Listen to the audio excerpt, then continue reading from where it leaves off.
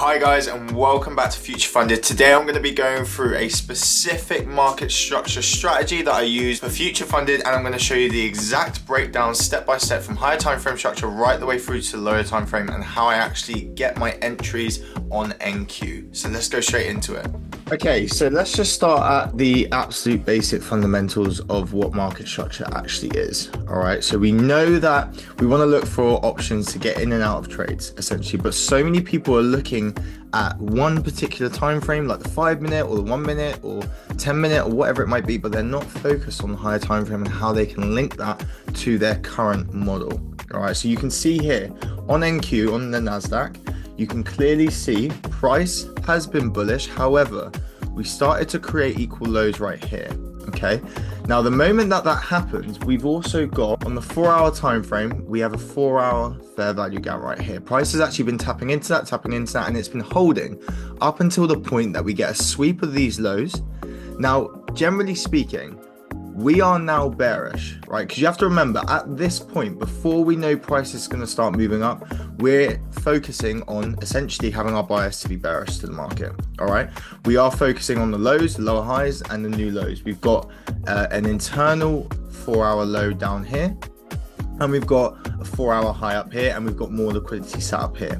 Yes, we know that we're in a fair value gap, but until price tells us that we're changing direction and that momentum is shifting, we have to maintain our bias to the downside, right? So, because you can't just predict these things, you have to wait for price to tell you. And that's one of the main things. Stop trying to predict everything. Wait for price to actually show you what it's going to do, and then react off of that basis. So if we go into the 1-hour time frame now, you can clearly see we had our internal 1-hour high, internal 1-hour low.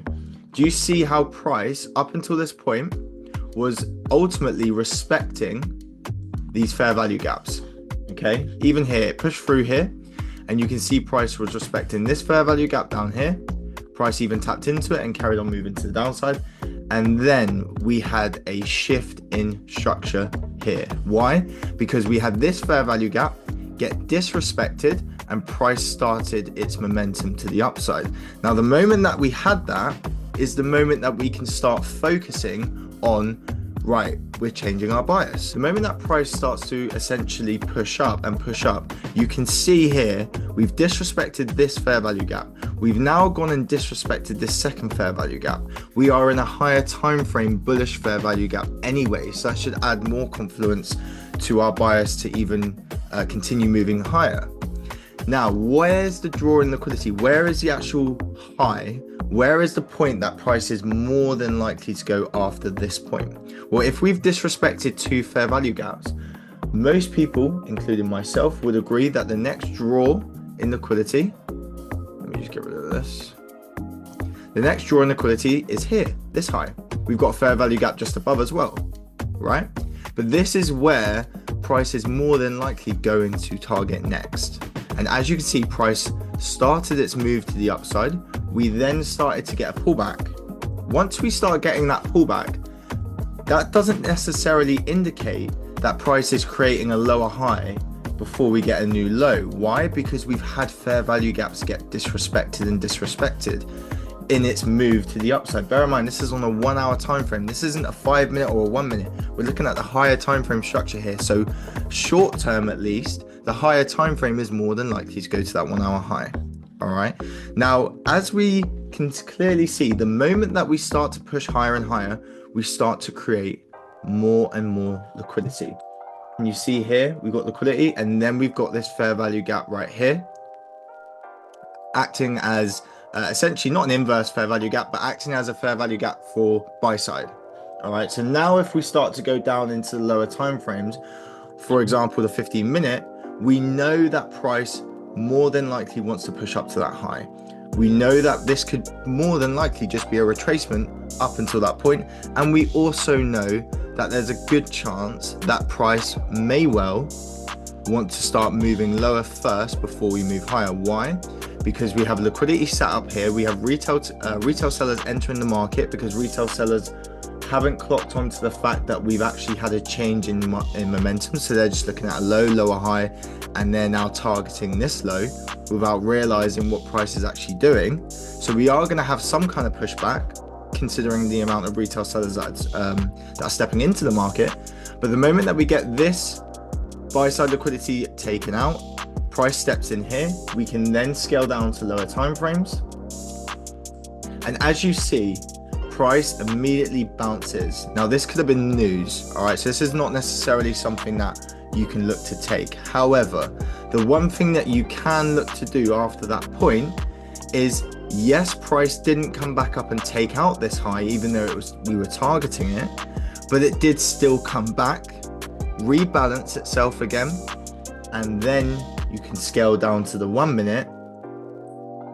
And once you scale down to the 1 minute, you can start to look for that entry. All right, because all price is doing at this point is just rebalancing from the news. The structure still remains the same. We're still bullish. We're still looking at higher time frame.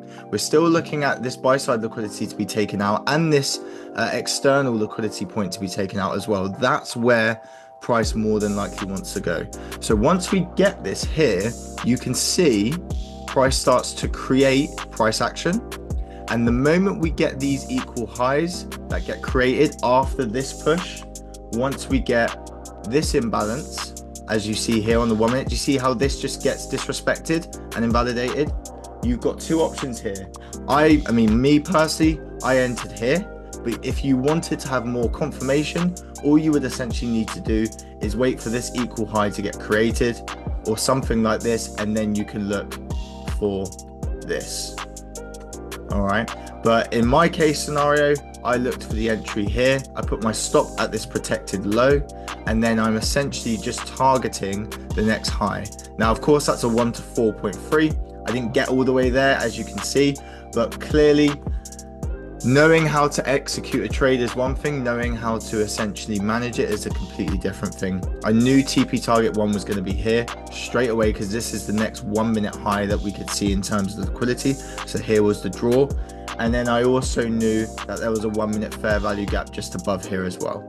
All right, so TP target 1 off at this point. I took 80% off, and that was around about 2.8, 2.5. I literally waited for this fair value gap to get taken, so it was something around about there, and I was targeting this high, but of course we didn't get there. I had a trading stop literally around about here. So yes, you could say my stop was quite tight, but I wanted to see price move higher. I didn't think that there was any reason for price to come back. I didn't want to see price come back. So if that's to be the case, I was more than happy to trail my stop up until the point that we take out this high. All right. So guys, I hope that makes sense. I hope you found that useful. Just remember, when it comes to trading and when it comes to price action, you need to have the one thing that most other traders don't have. You need to have context and a narrative. It is no good, and I'll continuously repeat myself when I say things like this, it is no good just having an entry model on a 1 minute, a 5 minute, a 10 minute, a 15 minute time frame and focusing on one time frame to do it. Because ultimately, if you was to zoom out, let's say you did zoom out actually, and you look to your left, the higher time frame structure or where prices come from before it's got to the point where you're looking to enter could be completely different and could be telling you a completely different story. But you are so pinpoint focused on one particular time frame just because one entry model looks nice on that time frame without actually understanding whether that aligns with what actually is going on and where price more than likely wants to go. That's the first question you need to ask yourself. Where does price want to go? All right, if you don't know from a higher time frame, you need to stay out. One good confirmation that you can use for things like bad market conditions is, can you see here how price is normally speaking respecting fair value gaps? All right, so you can see here coming down, we then get a disrespect here, but then as soon as that gets inverted, price then starts to respect that and starts moving to the upside. You can see right here, starts moving to the upside. All right, once again here, you can see price respects it, moves to the upside. All right, the moment that we get continuous disrespect from every fair value gap that's being created off of a move, if price is just swinging through fair value gap to fair value, like swinging through it up until the point where it's just completely disrespecting it every time, that's probably your indication to say, I probably shouldn't trade today. Market conditions aren't favorable for my edge. all right? And that's a good indication just to stay away. But if you are so heavily focused on one particular time frame, you're not necessarily going to know that. You need to zoom out and you need to be able to understand how price is currently speaking, reacting to fair value gaps on higher time frames, maybe on the 15-minute, the 1 hour, the 4 hour, or over the course of the last 8 to 10 hours. If it's reacting in a disrespectful way, then you've got a good indication of what the day might look like. And then you can make a decision based upon that. If price is respecting it, then you know that this is favorable to this kind of strategy, hence why you're probably going to get some high class setups. That's not necessarily say that you're going to win, but you're going to get some good setups potentially if you're looking at the market right. So guys, I hope you found that useful. Stay tuned for the next videos. I'll be doing them every single week, and I'll see you next time. So there you go, guys. I hope you found that useful, understanding how I think. If you want to know more, please go to FutureFunded's website, check out their educational platform. It has more bits and bobs on there. And of course, make sure to like and subscribe for more. Go get your challenge, get yourself funded, and we'll see you inside.